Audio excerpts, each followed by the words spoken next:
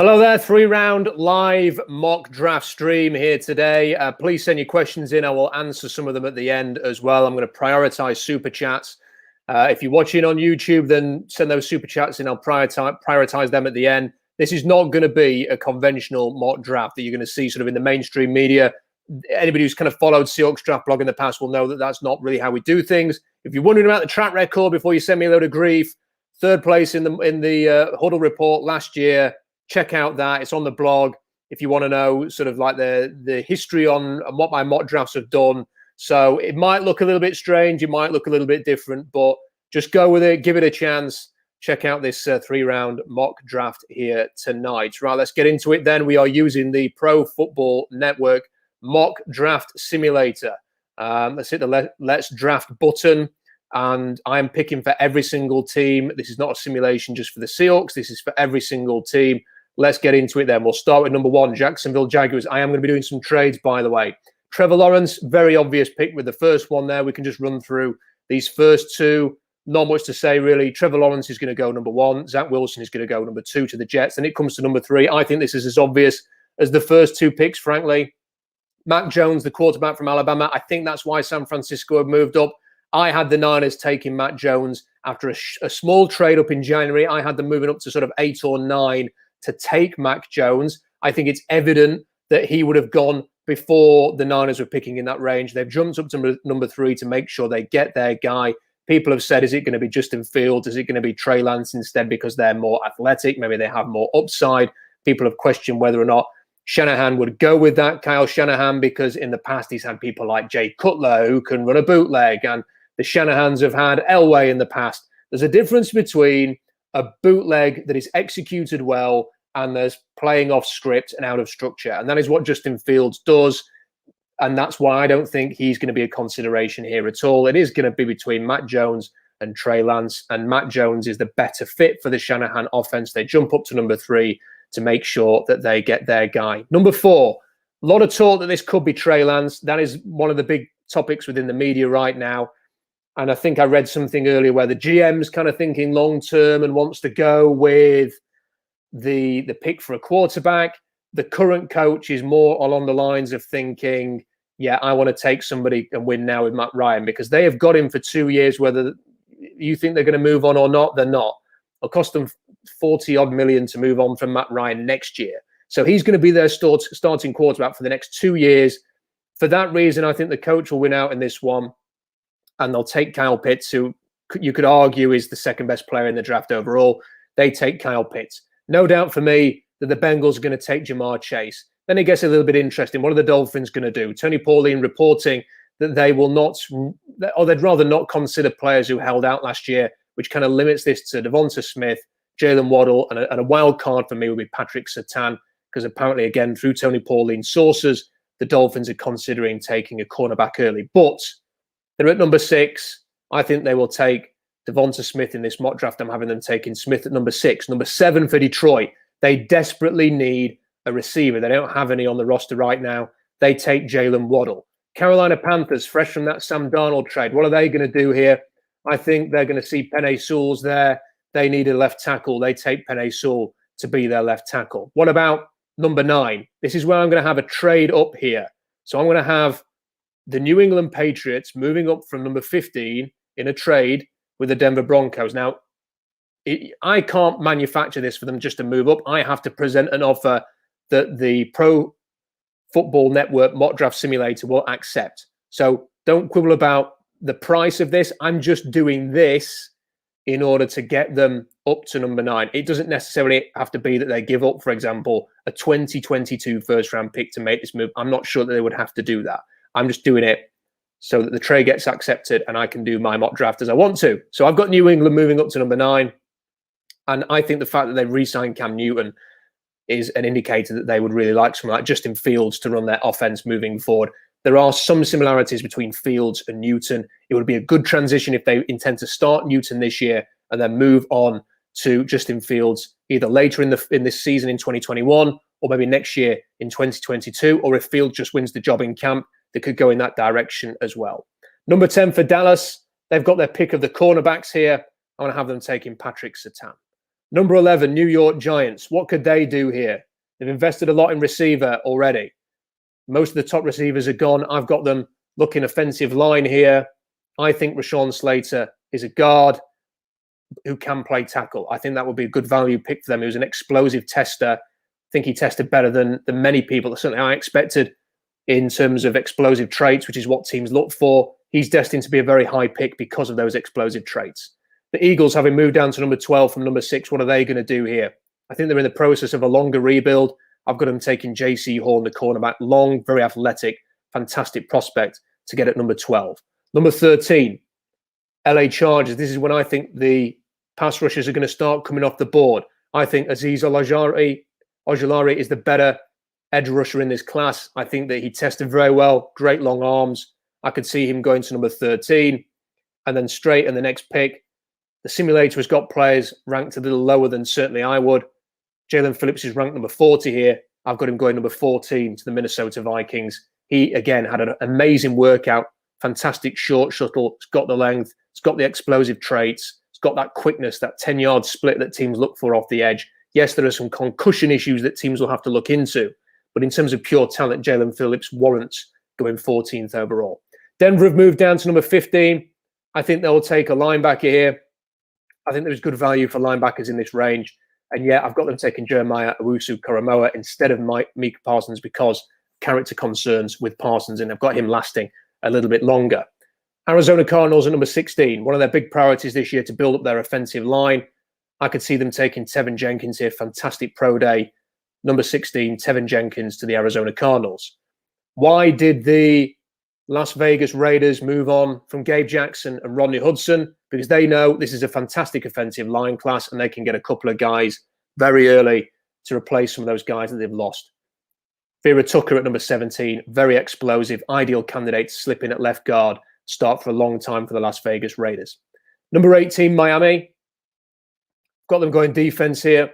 Parsons has fall, ends at number 18 with the Dolphins. Number 19, Washington. Listen, a lot of people think Trey Lance is going to go in the top 10, and that could certainly happen. But during the college football season, it was widely considered amongst everybody from the media to all of the people speculating that Trey Lance would go in a similar range to Jordan Love, maybe a little bit earlier. So that mid to late first round is the range for Lance. He's not played many games. He needs time. I don't think that taking him in the top 10 would necessarily be a wise move unless you want to go through some serious growing pains or you intend to sort of sit him for a while. Or maybe the Falcons will do that and they'll say he's got 2 years to learn the ropes. I think it's more likely that he will last a little bit. I've got him going to number 19. Now, if he lasts into this range, there's somebody could move up easily and go and get him. But and the Bears at number 20 may be a team that want to get ahead of Washington to do that. But this is an ideal kind of placing for him in terms of his talent, what he offers, his potential, but with his lack of processing ability, just because he hasn't had that experience. I think he needs to learn, make mistakes and learn from them, which you can only do by playing games. And I think that being able to sit behind Fitzpatrick for a year, maybe take over during the season or next season, I think that will be a good place for Trey Lance to go. Number 20, Chicago. Out of the quarterback race for now. Elijah Moore, extremely talented, underrated by some. Number 20 overall to Chicago, very good player. Colts, love explosive traits, love to take dynamic athletes. Kwity Paye, very dynamic, athletic pass rusher. I think he will last into the 20s, but Indianapolis, a good option for him there at 21. 22, Tennessee, Zaven Collins. Their GM was working him out at his pro day, hands-on, terrific prospect, tested very well. This is the kind of range that I expect Zaven Collins to go. New York Jets, they get a quarterback their first pick. Apparently, offensive line, cornerback, two key areas for the Jets in this draft. Kelvin Joseph has been a big riser over the last few weeks. I've got him slotting in at number 23. 24 to Pittsburgh. I'm not a big fan of Christian Darrisaw, and he could easily drop a little bit into this kind of range, if not more. He reminds me of a poor man's Eugene Monroe, who went in the top 10 to Jacksonville many, many years ago, but just didn't have that bite about him. You know, you just want to see a little bit more from Christian Darrisaw. And I think there will be a little bit of concern about him, which means he could last a little bit longer than some are projecting. The Steelers need a left tackle. That is a good placing for them to get one at 24 with Christian Darrisaw. Worth a roll of the dice in that range. He didn't work out at pro day either, so we don't really know his testing numbers. 23, Jacksonville. Could go in a number of directions here. They've been very active in free agency. I've got them taking Kadarius Toney, a weapon for Trevor Lawrence there at 25. 26, Cleveland. Linebacker feels like it could be a possibility. Davis at Kentucky had a terrific pro day. He's really elevated himself into the first round discussion for me. I think that is the kind of range where he could easily find himself. Baltimore at 27. They need O-line. Yes, he's got some injury concerns, but teams just seem enamored with Landon Dickerson. I think this is a really good place for him to go at 27. 28 in New Orleans. I was very tempted to give him Kellen Mond here, who I really like. I'm going to have them take a interior defensive lineman. They've lost Rankins.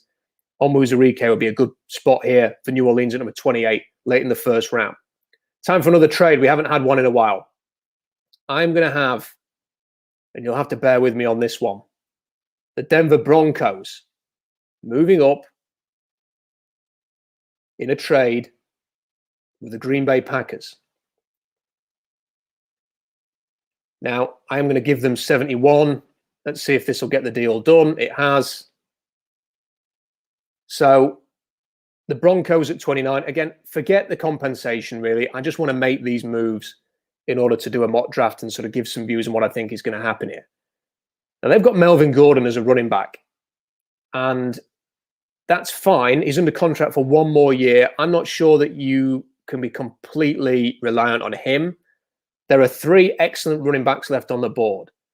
Travis Etienne, Najee Harris, and Javonte Williams. The GM who has taken over in Denver is from Minnesota originally. And he's seen what a guy like Dalvin Cook can do for that offense. And if they're pushing it down the road for a quarterback, if they don't like the quarterbacks in this draft and they want to build up other areas, I don't think it would be the worst thing in the world to try and get a running back in this draft. And I think the value here for that position is very good. So at 29, I'm going to have them take Travis Etienne. He's the most explosive. He's the one, perhaps I could imagine them saying he can be the Dalvin Cook for Denver, potentially. And yeah, do you know what? You've traded up to get a running back, and a lot of people won't like that. Here's the other thing. That contract there, that's probably never going to be more than $2 million for the next 4 years. It's really cheap salary for a player who could produce in year one. So you've got to think about that value as well. 30, Buffalo, team that could go in a number of directions. Jason Owe has got first round or top 10 physical traits and day 3 tape. But there aren't many people on the planet with his physical profile. He gets a place at the very end of the first round. The Bills take him there, try and develop him into a star, which he's definitely got that potential. It's just whether he can put it together on the field and really max out what he's capable of in terms of physical profile. Another trade now. Miami has seen one running back come off the board. I think they'd like to get one of the top guys. I'm going to have them move up here in a trade with the Chiefs. Giving up 81. Let's see if that'll get it done. Yes. And I have them in this spot going with Najee Harris at number 31. 32, the Bucs, a team, again, that could go in a number of different directions. I have no idea whether they're going to bring back Antonio Brown. I would say if Antonio Brown plays anywhere next year, there's a decent chance it could be Tampa Bay. And if that happens, then this is a kind of a moot point. But if he doesn't come back, why not get another weapon for Tom Brady? They are all in. Godwin's on a franchise tag for 1 year. Who knows what his future is going to be beyond this year.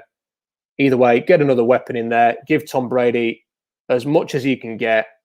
I've got them taking Terrence Marshall at the end of the first round. I'm not a huge fan of his. Didn't think he had the best pro day.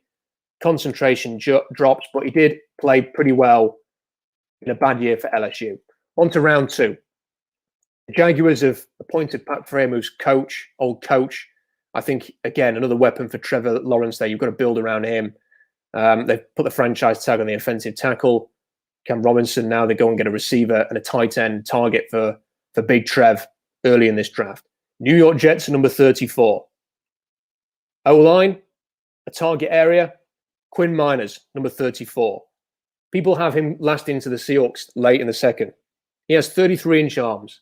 He is 320 pounds. He's one of the most explosive players that has entered the league in the last 10 years. He's not going to last to 56. He's going to go very early. He is better than Ali Marpet, who went in the early 60s. he has everything that you want in a center, and he's going to go very, very early. You better believe that. So 34 Quinn Miners. I actually think that's amazing value for the Jets. That'll be a great pick for them. A lot of people may be surprised that I have him going that early. Don't be surprised when it happens early in round 2, if not higher. He has everything. He ticks every box. Teams are going to love Quinn Miners. Number 35, Atlanta. They need a safety badly.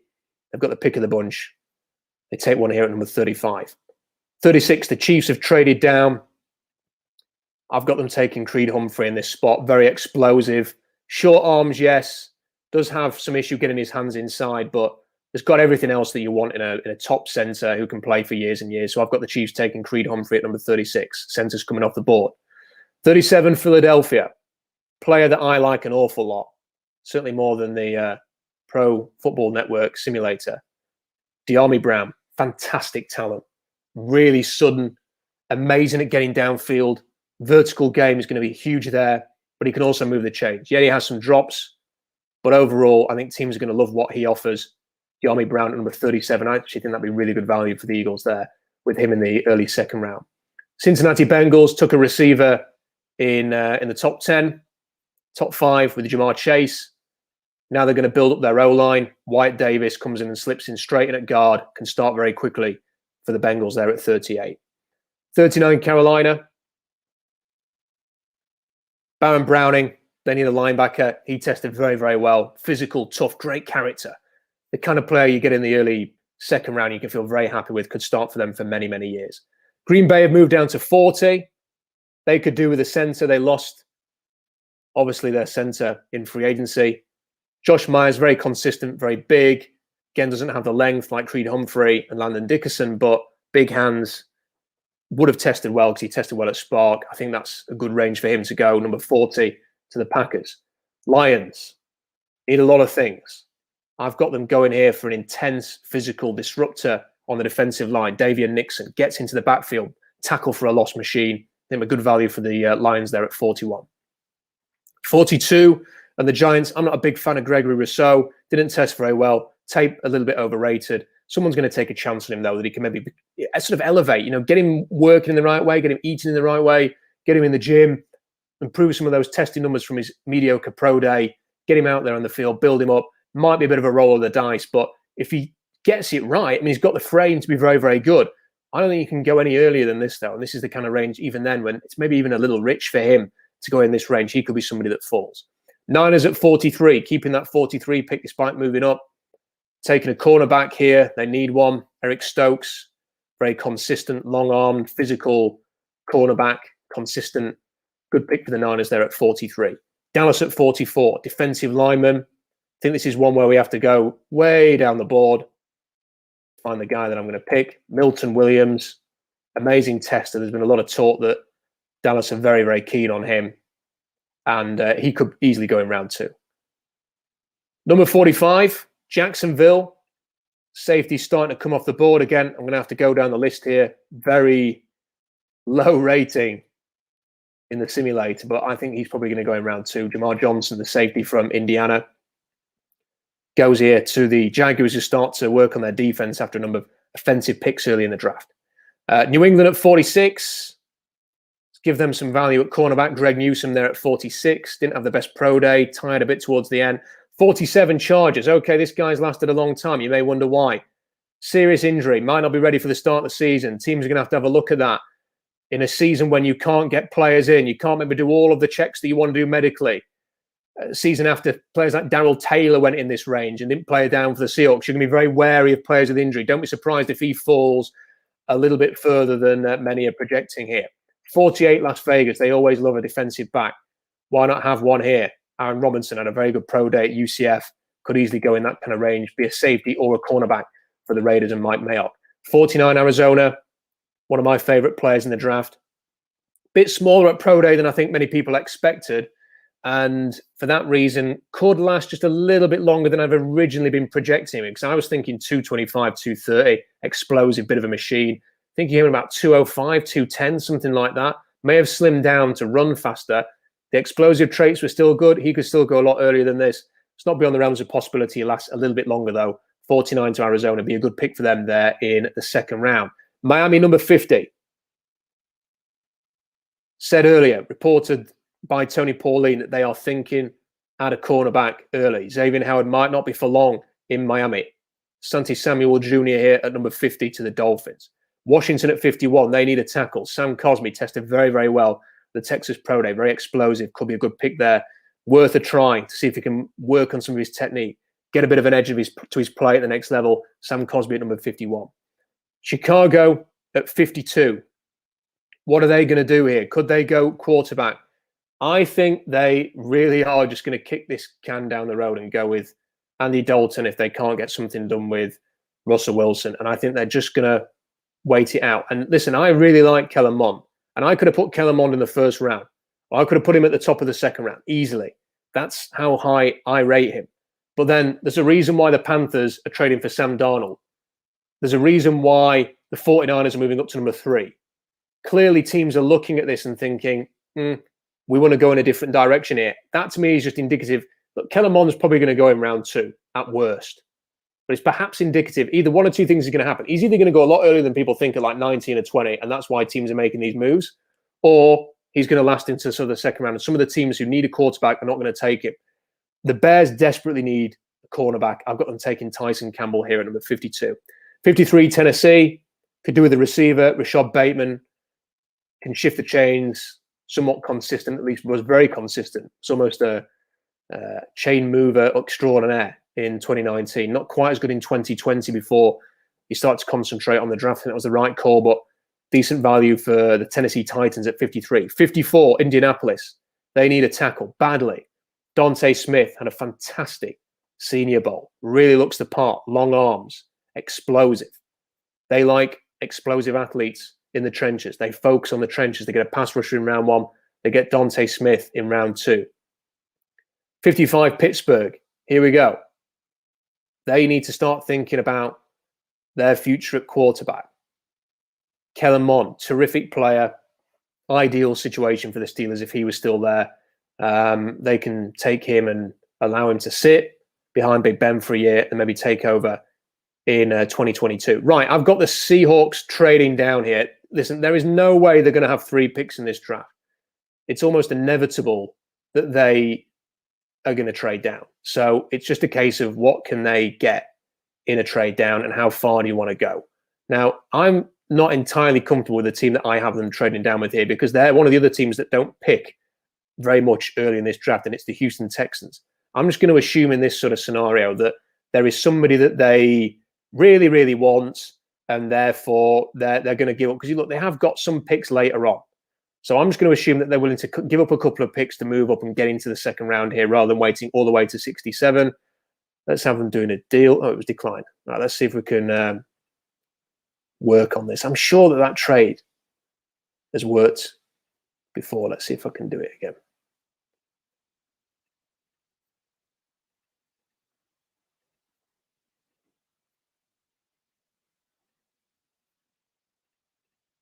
Okay, there we go. Just need them to move up. Just want to do it for the mock draft's sake. So I've got the Seahawks moving down with the Texans who move up to 56.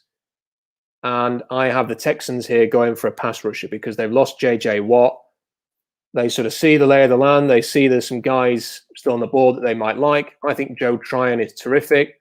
I think in this range, he would be really good value. I've got the Texans moving up for Joe Tryon and Washington there at number 56. Rams at 57. Could do with a linebacker. I think this guy has been underrated for a long time. Had a very good pro day at Ohio State. Answered some of the questions. I think some people thought that he wasn't very athletic, but he is very explosive, very quick. Pete Werner to the Rams there at 57. 58, Baltimore. Back to the edge rush, Ronnie Perkins, their type of player. That's a really good fit for player and team. 59, Cleveland. I am not a big fan of Christian Barmore. I know a lot of people think he's going to go in the first round. Lower body, to me, says he can't anchor. I'm not convinced he's going to be able to anchor. I'm not convinced that the way he wins with his quickness is going to be that much of a factor at the next level against better offensive linemen, better athletes. I think that he's been very inconsistent during his time at Alabama. Kind of turned it on later in the year, but there's been plenty of games where he's not done anything either. So I think that he's going to last a little bit. I think he could last into this kind of range. Worth a shot at the end of the second for Cleveland there, Christian Barmore. Number 60, New Orleans.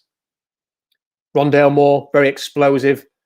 Just a question as to whether he's more of just a gadget player or if he can be an all-round receiver. But number 60 for Rondale Moore and the Saints. He'll enjoy playing in Peyton's offense. Buffalo, 61, one of my favorite players in the draft, Ben Cleveland. Terrific player, is going to get after you. Very, very physical. 62, Green Bay. Player who had a fantastic pro day. Tommy Togiai at number 62. Really good value there for me for the Packers. I think they've had a good couple of trench picks there, really solidifying their roster. Kansas City, number 63. Still need to look for the offensive line. Walker Little hasn't played for a couple of years, but he's got a lot of potential. Why not take a chance on him at number 63? 64. Bucks needs another guy to play inside, just to rotate in. Ali McNeil, great value there at 64. Would be a good pick as a kind of nose tackle with plus athleticism for them. Into round 3. Start it off with an offensive lineman, more help for Big Trev. Alex Leatherwood, 65 for the Jacksonville Jaguars. Jets, why not throw another pass rusher in there? You know, Robert Saleh likes his pass rushers. Get Peyton Turner into the Jets at number 66. Seahawks at 67. Right. Spend a minute on this. Who's left on the board? Look, they could take a Dylan Radunz potentially to be a tackle of the future. I think with his short arms, he's better off inside. Liam Eichenberg, 32-inch arms, better off inside. Jalen Mayfield, awful pro day, not going to be in contention. Spencer Brown, leverage issues. Is he a long-term left tackle? Potentially so. He's explosive. He's got the length. He's got some of the profile that they like. I'm just not sure that the Seahawks are going to take him here at 67 with the idea that he could replace Dwayne Brown. He's very raw. Brady Christensen could be an option. Short arms, can he kick into center and be a convert there? Potentially so. Really, they're kind of the options I think that you have to consider in terms of tackles who could be the tackle of the future. If you look at guard, Trey Smith, could you take a Trey Smith and kick Damian Lewis into center? Yes, ideally I wouldn't do that. Kendrick Green could be an option, very much could be an option as somebody who could shift into center. He's played center at Illinois, very explosive, hasn't got the arm length that the Seahawks like, but if he moves into center, he's got the big hands. He could be a pick for the Seahawks. Definitely could be a candidate there. Robert Haynes is another guy who could move into center. The top centers are gone. Your Creed Humphreys, your Landon Dickersons, your Quinn Miners, Josh Myers, all gone. I don't see a guy at 67 worth taking there. If you want to center, Kendrick Green in this range is the one that you need to focus on. They've taken Ethan Posick, or they've re-signed Ethan Posick as a draft hedge. What they haven't done so far is sign a third wide receiver. And here's like how I would sort of assess that on the 7th of April, as we are 7th of April for me now, because I'm in UK time. How I would assess this situation. I think they will see how the draft goes. If they don't get a receiver they like, then they can look at some of the veteran options that are out there. I think that's what could happen. They may well sign a hedge before the draft. That's very plausible too. But I think there's a decent chance that they will wait to see how this plays out. And if it plays out like this, to me, there's a lot of value at receiver. There is. And there isn't as much. A lot of the good offensive linemen are gone. Or the offensive linemen that fit the Seahawks. Again, short arms, not got the profile, very raw, leverage issues, short arms. Short arms will kick into center. It could be Kendrick Green. But look at some of the receivers that are here. And Nico Collins ran a 4.4. Dwayne Eskridge ran in the 4.3s. Tylan Wallace ran in the 4.4s. You know, there are other guys as well further down the list. I think there's a very good chance the Seahawks could go with a receiver here. I've got them taking Dwayne Eskridge, D. Eskridge. Very sudden, creates early separation on slants, on shorter routes. They need that. They were terrible on third downs last year. Can be used in some of the motion and the crossing that Shane Waldron and the Rams have done in the past. If Shane Waldron's bringing that in, I think Dwayne Eskridge in motion, end arounds, jet sweeps, running across the line, running across the field, that kind of thing that they like to do. Get Russell Wilson out in motion, have Dwayne Eskridge running the same way, have all the offensive line weave one way, have Eskridge run the other, have Wilson bootleg the other. That's the kind of stuff they like to do. He can get downfield, which ticks the box that Pete Carroll likes as well. Very explosive. Excellent kick returner too. Could compete for that with DJ Reed. They don't want to use DJ Reed as much on kick returns. Then D. Eskridge could do that too. I think he has to be solidly on your radar if you're a Seahawks fan. I've got them taking D. Eskridge here after trading down at number 67. And I have to say, I think that'd be terrific value for the Seahawks if they get him in that range. 68, Atlanta, another player that I really like. Look, they haven't taken a cornerback early. Why not take Davis Mills here in round 3? only 11 starts at Stanford, and that is why if he'd have come back, he may well have been a top 10 pick next year. But the fact is that there's just too many things on tape that he's only going to work out with time and coaching and consideration. And it's very hard to take him earlier than this and sort of feel obliged to throw him in at the deep end. Now, this buys you a bit of time. Look, the Falcons have got 2 years to put him in a position and to determine whether or not he needs to replace Matt Ryan. So I think that'd be really good value for the Falcons. I will not be surprised if Davis Mills goes a lot earlier than that. 69, the Bengals. Well, they took a guard with their second pick. I've got them going O-line again here.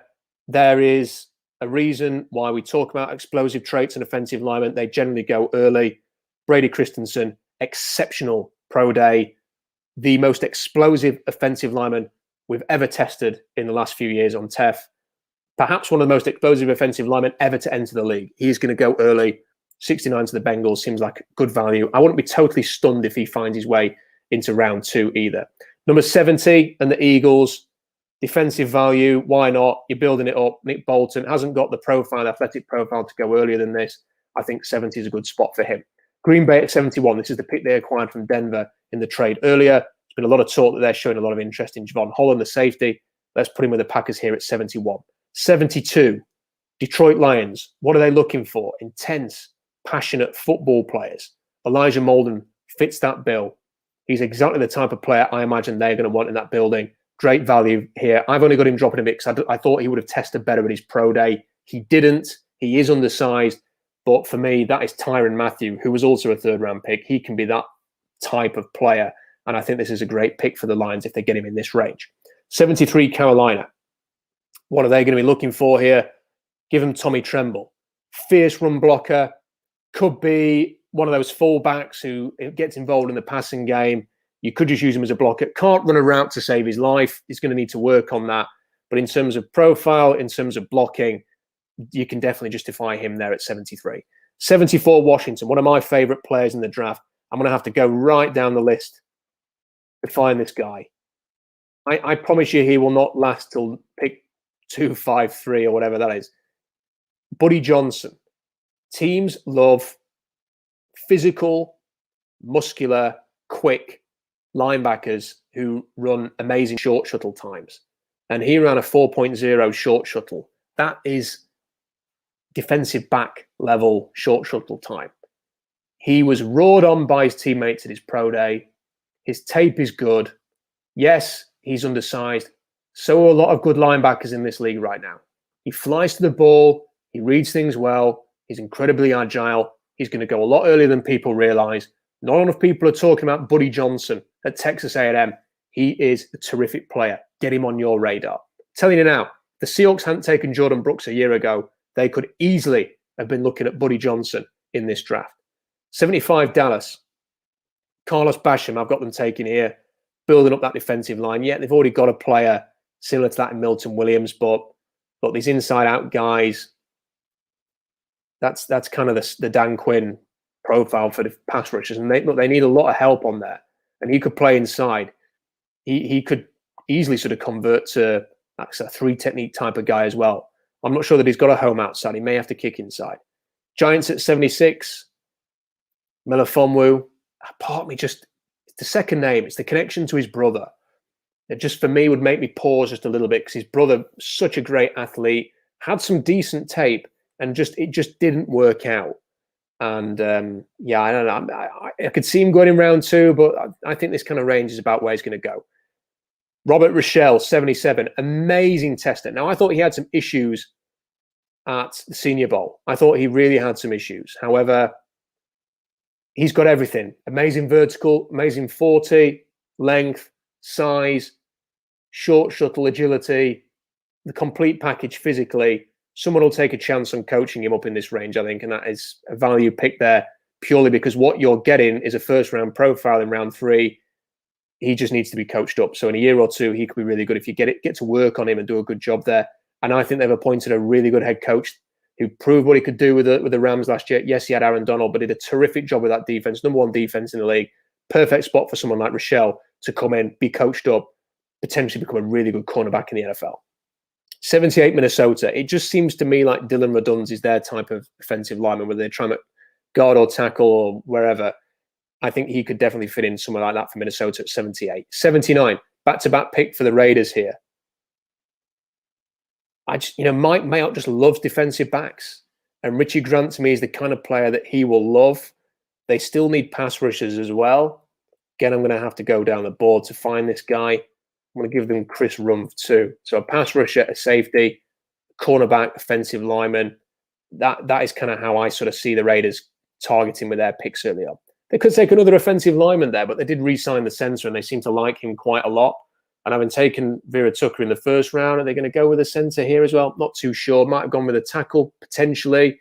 Maybe that was the right thing to do. I'm talking myself into it now, but I've got them taking a safety and an edge in this projection there. And that would be good value for a player who did very well at the Senior Bowl and a player who has shown flashes at Duke that he can get after it and rush the passer. 81, Kansas City. They inherited this pick here. They love top testers. They love guys who are amazing testers, great athleticism. Joseph Osayi's got that. He's a little bit stiff off the edge, but may even be better in a 3-4. But I just think that through his profile, because we know what the Chiefs like, I could see them taking him in that kind of range. 82, Washington. Let's give them a tight end here. Hunter Long.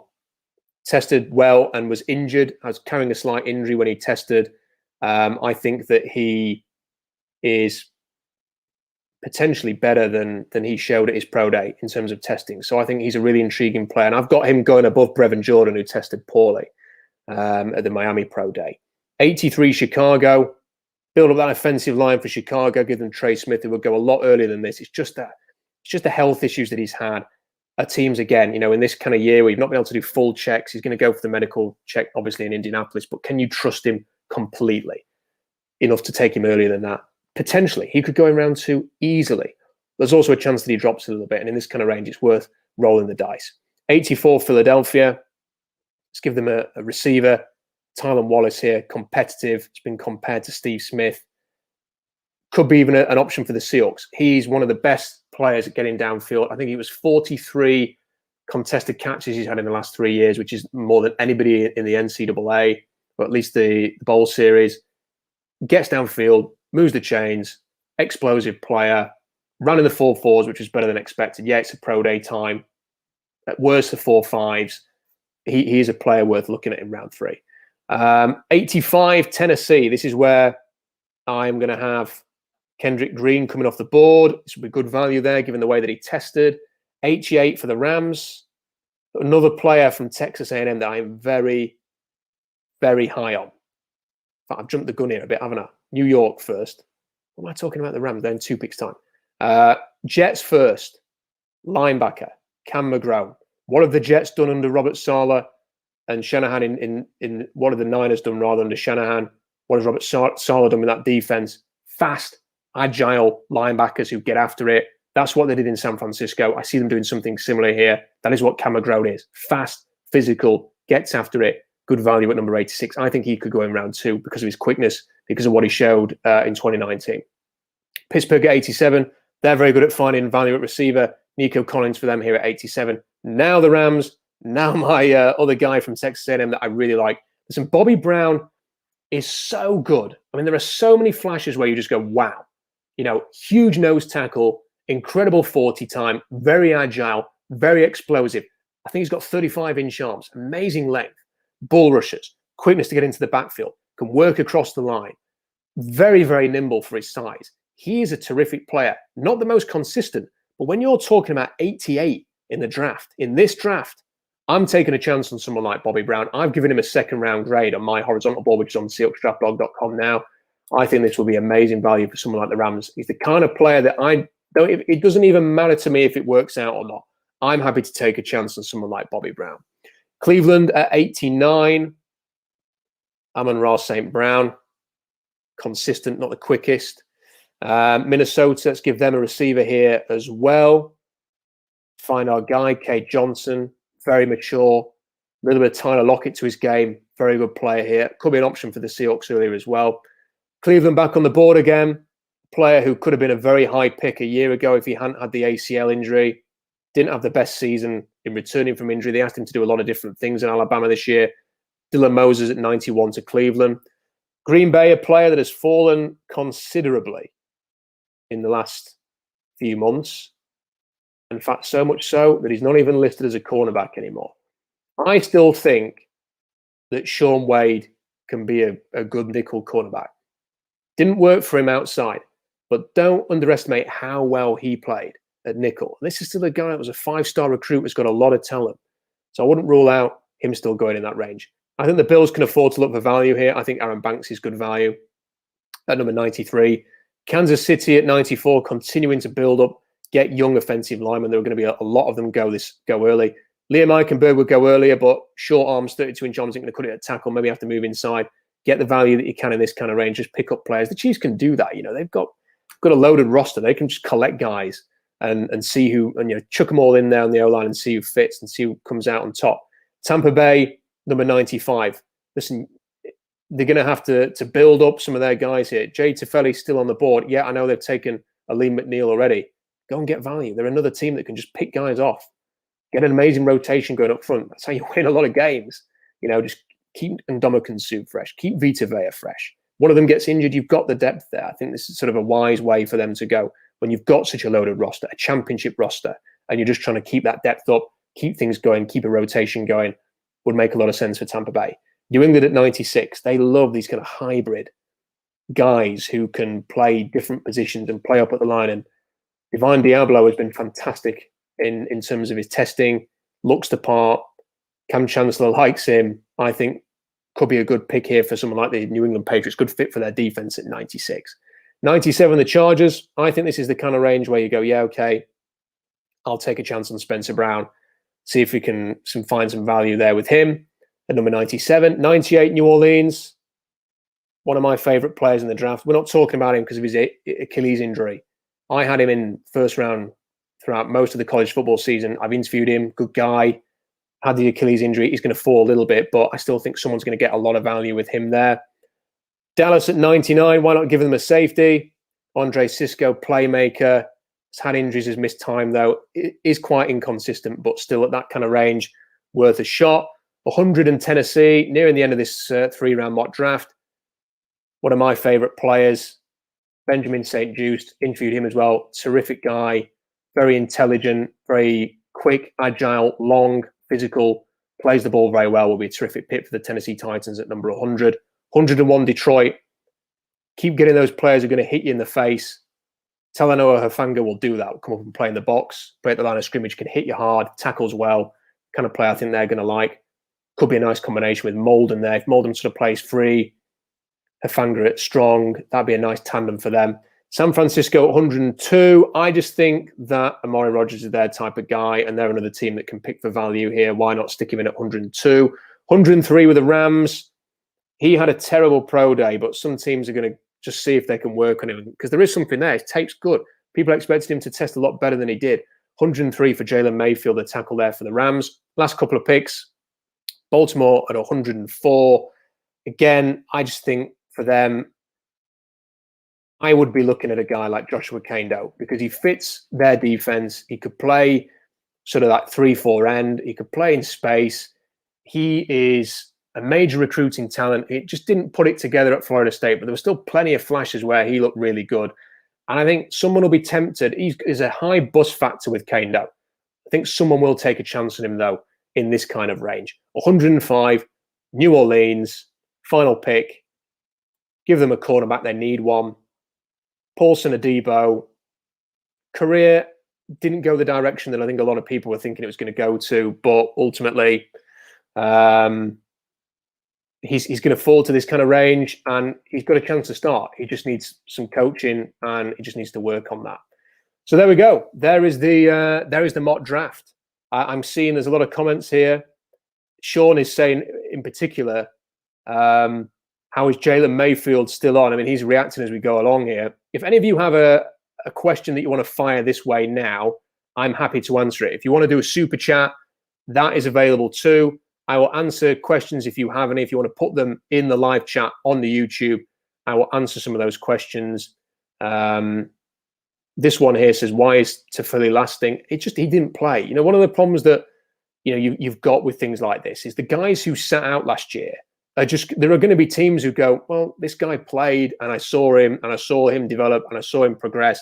I'm going to take him instead. And you are just going to see guys fall down the board a little bit because of that. That is the way that you're going to go. Captain Cold says, I missed it. Who did the Finns take at 6? I had them taking Devonta Smith. But I think that for the Dolphins, I think Kyle Pitts is going to go 4. I think if Pitts is there, he's an option. And I'm kind of stating the obvious. If Pitts isn't there, you're looking at Devonta Smith, Jalen Waddle, and I think the wild card is Patrick Surtain. Tony Pauline says they're going to take a cornerback early in this draft. Doesn't have to be number 6. Could be 18. Could be the 2nd round. Could be the 3rd round. But I think that they will look at cornerback. Patrick Surtain. A lot of people within the league apparently think that he's one of the top 3 or 4 players in this draft. Very solid player.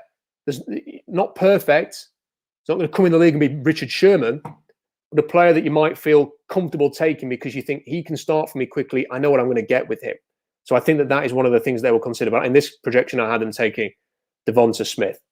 Thoughts on Kellen Mond? What I would suggest is look at the last live stream we did. So it's not the last video on my YouTube channel, the video before. Fast forward it along to about halfway through. I did a whole video on Kellen Mond, showed some highlights, gave my thoughts on him. Go and check that out if you want to see that. Adam says, would Ambry Thomas be a cornerback target in round 4? Well, he remeasured his arms at his pro day and they were suddenly 32 inches. So technically, yes, he's quite slender. I really like Ambry Thomas. I think he's competitive. I think he gets after it.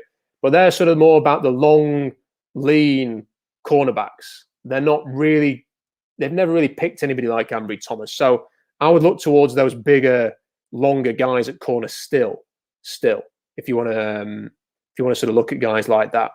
Tristan says, thanks for a nice study break, Rob. Always enjoy hearing your thoughts. Tristan, thank you very much for tuning in. Appreciate it. Don't forget, everybody, to subscribe to the channel, like the video here, share it if you can. Definitely subscribe. Let's get those subscriptions up. Let's raise some awareness to the channel. Let us know what you think about this mock draft. You know, again, see, the thing about mock draft is people read mock draft. You don't pick the player that you want your team to take. You instant react and say that. Nobody's going to get a perfect mock draft. You know, we're kind of doing this for a bit of fun, looking at scenarios. I think that my mock draft is suitably different than everybody else's to warrant sort of putting it out there, doing a stream with you guys, letting you talk about it. There aren't many mock drafts that look like this. But, you know, I've been doing this. It was 3rd in the Huddle Report last year. You know, I like to sort of be creative with these, but I also like to sort of think, right, okay, who are the types of players who go early? What traits do you need to be a high pick at linebacker? What traits do you need to be a high pick at defensive end? What are teams looking for at these positions? And usually that is the tell on where certain players will go earlier than you expect. So it's a bit different. Let me know what you think about it. But bear in mind, none of these mock drafts are ever going to be perfect. Captain Cold, how highly do you value round 1 running backs? I know a lot of people are put off by the idea. I think in the late 1st round, there's a lot to be had, a lot of value to be had every single year with running backs, because people cringe at the idea of running back at the end of the 1st round. Here's the thing, though. You get a running back for about $2 million a year for 4 years, if not 5. You can give them the 5th-year option, fine, that guarantees a bigger salary. 4 years, you get a running back for $2 million, and you can get a lot of value out of that because you're not paying them much money. They usually can start quite quickly. They usually produce quite early if you pick the right guy. I mean, like, who wouldn't want like Derrick Henry for $2 million a year for the next 4 years, or Dalvin Cook or Alvin Kamara? So if you take the right guy at the end of the 1st round, then they can produce value. Plus, teams like 20 years ago, Najee Harris might have been a top 10 pick and Travis Etienne. Now they're probably going to go between 25 and 35. So the position value has fallen. There's like opportunities to take advantage there, get a talented player on a cheap salary for 4 years, and they can produce quickly. So I think at the end of the 1st round, there is something to be said about taking a running back in that kind of range, or the early 2nd round. I'm not completely against it. I'm not one of these people who thinks, oh, you know, just take one in round 5 and you'll be fine. I think if the talent matches up with the value, then you should definitely do it. Pre-fight donut, that's a great name. Too many red flags for Josh Ball. Guy looks the part. Yeah, it's hard to project a player like that. I mean, I'm not going to go into the flags. People can Google Josh Ball and find out about it. With players like that, I can't put them in the top 3 of a mock draft, because then you have to get into the whole debate about why you've put them there. I think it's more likely that teams will let him last a bit longer. And look, if the Seahawks draft him early, we can talk about it then. But for now, I'd rather just not bother. where would you take Sage Surratt very late in the draft? That's no slight on him. Not a great tester, not somebody I would target early. Curious why you have the Falcons staying put and the Pats not trading up higher. You wouldn't wait for your QB to come to you. There also will be pressure from other teams trying to trade up.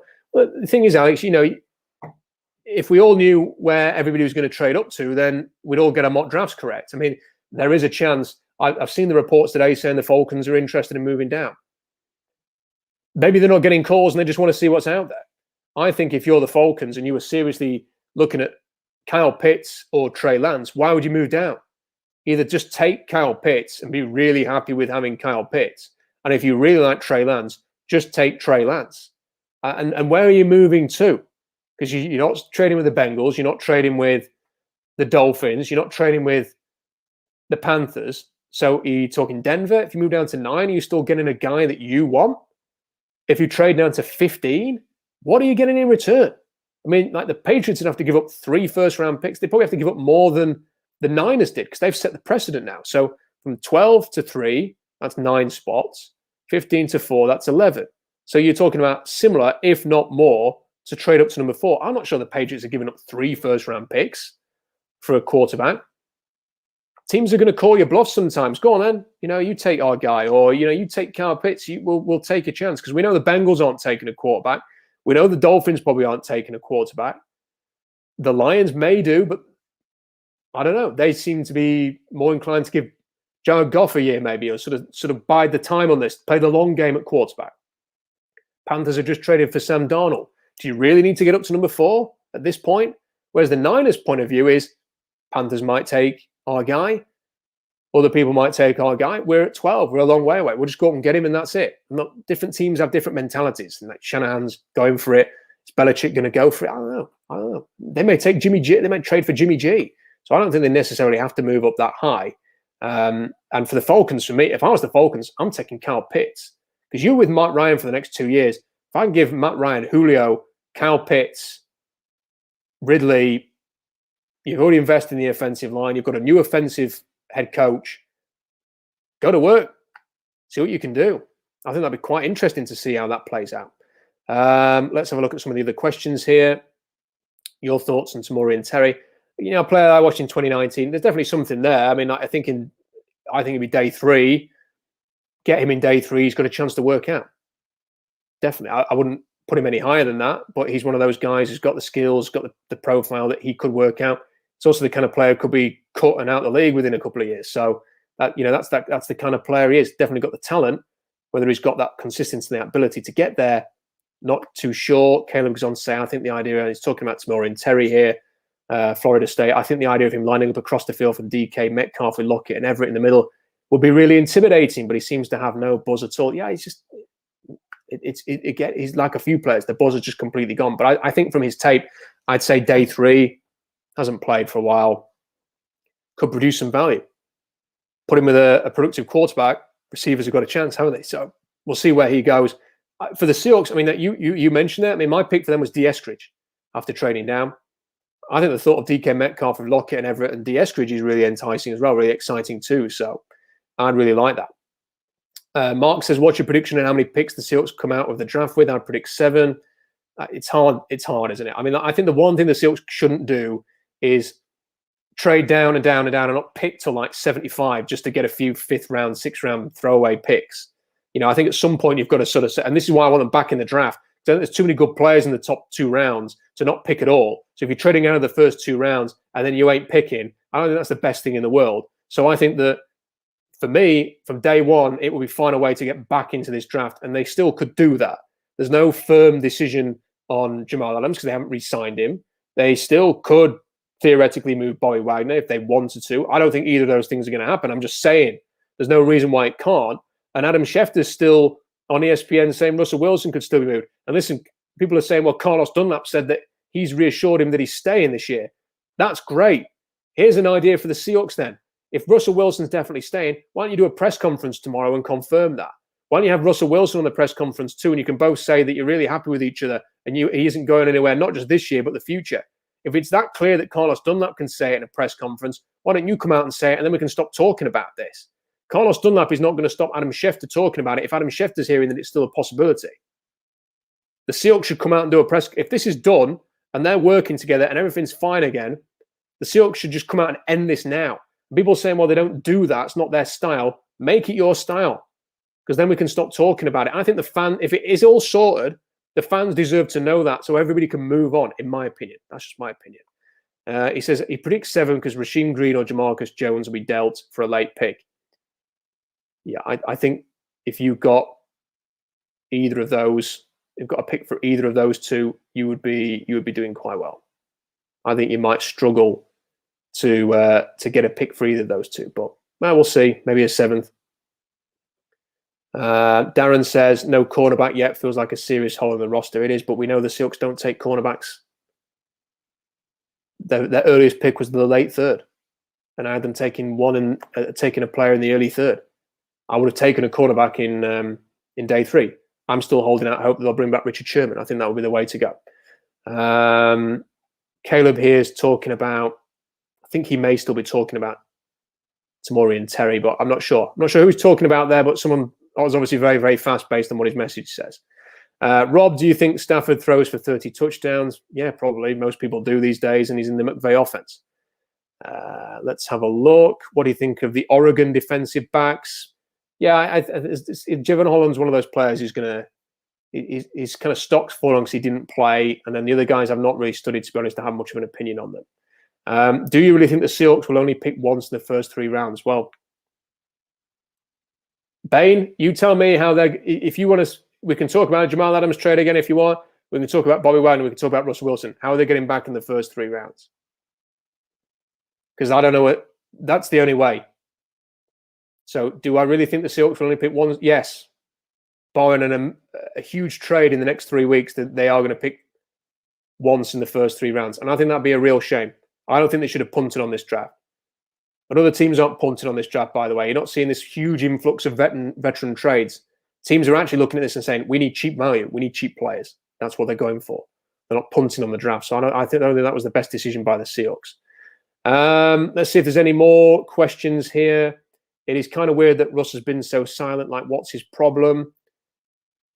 I think the problem is simply what it's always been.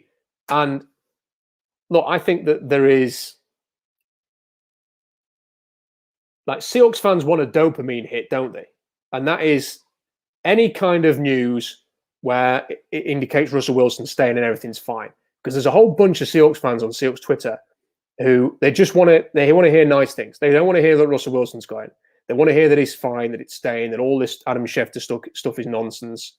If I went on Twitter right now and said, I firmly don't believe anything Adam Schefter's saying, Russell Wilson is guaranteed 100% to be a Seahawk for the next 10 years, it would get more likes than a 3,000-word article detailing all of the issues, getting right into the nitty-gritty of this story, because that is all that fans really want to hear and see. It's good news. So when Carlos Dunlap comes out and says, I've spoken to Ross, he says that he's staying. Well, Russell doesn't know that he's staying or not, really, does he? Because if the Seahawks conjure up a trade with the Bears in the next 3 weeks, they're one of the teams on his list, then he's going to be presented with an opportunity to either stay or go. And then he's going to have to make a call. So we're kind of in this situation now where we don't know. There are 2 parties who can address this right now. And it's not just that Russell Wilson, as you're saying there, has got an issue. The Seahawks can call a press conference. Russell Wilson could be in it, and they could say, we are staying together. Maybe even do a new contract to consummate the renewing of the vows. Why not? That would put everything to bed. But at the very least say, we're not doing a trade this year. We're not doing a trade next year either. Just come out and say it. But they haven't said it. So it doesn't matter whether Carlos Dunlap or other Seahawks say that Russell Wilson's told them he's staying, until they actually comes from the horse's mouth, it's going to carry on.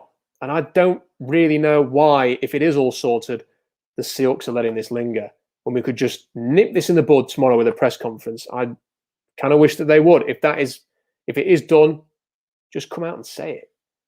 Dylan says Javonte Williams Rookie of the Year. Possibly so in that offense in Arizona, which is where I had him going.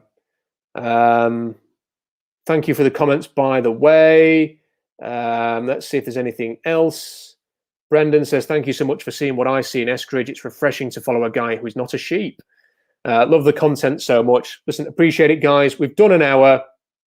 If you have any further comments on the mock, head over to SeahawksDraftBlog.com. Good community on there. Thriving community of Seahawks fans, but we talk a lot about the draft as well. Let us know what you think. You can join in the conversation there. Please, as I mentioned earlier, subscribe to the channel, get involved, spread the message, share the videos, like the videos, help get the word out there about this channel. And look, we do podcasts, we talk about the Seahawks. We're going to get right into the draft stuff. Some interesting things set up for the next few weeks as well. So stick with us, subscribe. Thanks for your company tonight, and we'll speak again soon.